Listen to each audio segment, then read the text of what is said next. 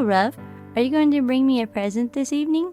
Sure. I think I got an extra bone buried somewhere. A bone? I got a bone to pick with you, Buster. Awesome. I think that is the most romantic thing I have ever heard. Oh, hello friends, welcome back. Let's get started on Devotion 7. Once Naomi and Ruth had gotten back to Bethlehem, a problem presented itself. They were two widows, one young and one old, with great debt and no provider.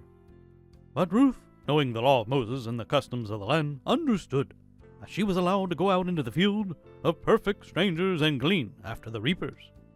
In so doing, hard-working people could put food on the table for their family. Mind you, though, Ruth knew absolutely no one in the area. Notice what Ruth 2:3 says happened to her that day. Ruth 2:3.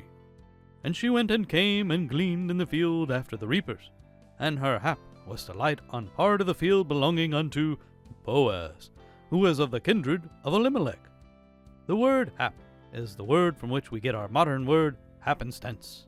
In other words, it's just so happened that she ended up in the field of a man by the name of Boaz. It was by all appearances just a coincidence. But we know quite clearly from the rest of the book that what she viewed as coincidence was absolutely the providential will of God. Without even knowing where she was going, she landed in the field of the man who would be her husband and kinsman redeemer.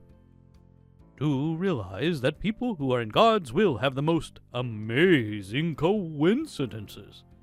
There is no life so adventurous and so well provided for as the life of a person living in God's will every single day. A good message. Staying in God's will provides your needs.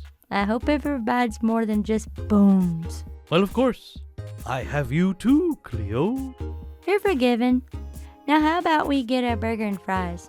Now you're speaking my language. So long, friends, and have a blessed day.